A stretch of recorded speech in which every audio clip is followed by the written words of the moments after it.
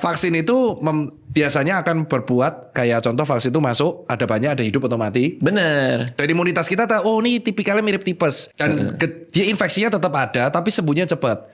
Oke. Soalnya tipes itu biasanya 5 hari. Biasanya kalau dokter umum tuh kita udah hafal atau internis itu 5 hari. 3 hari itu demamnya, 2 hari pemulihan. Dia tinggi protein, makanannya jadi lemak-lemak karena terjadi perubahan habitnya itu yang paling kerasa pencernaan. Iya, betul. Nah kalau imunitasnya rendah banget itu bisa 2 minggu. Nah kalau 2 minggu itu bisa sampai menyebabkan kerusakan pada usus yang berujung pada sepsis endingnya. Oke, tapi kalau misalnya udah vaksin terus si dokternya kan bilang karena 2-backsnya 4 waktu itu. Oke.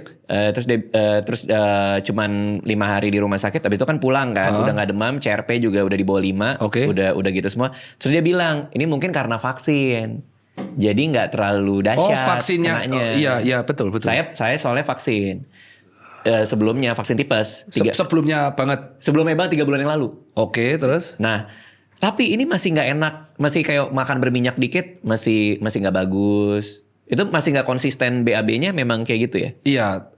Bener ya?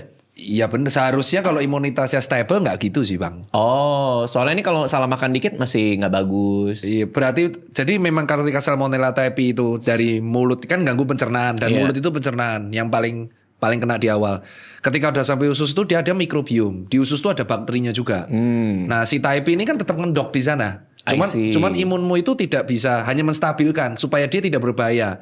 Nah, karena jumlah antara mikrobiom bakteri yang biasa habitatnya di usus dengan terganggu sama typhi, kadang makan dikit bisa terganggu. Makanya sarannya dokter biasanya, dokter penyakit dalam atau dokter umum, kalau pulang, 1, aktivitasnya jangan terlalu berat. Iya lagi. Kedua, jangan lembur-lembur dulu, tidur teratur. Keempat, makan makanan yang tidak terlalu asam, tidak terlalu pedas, tapi lunak.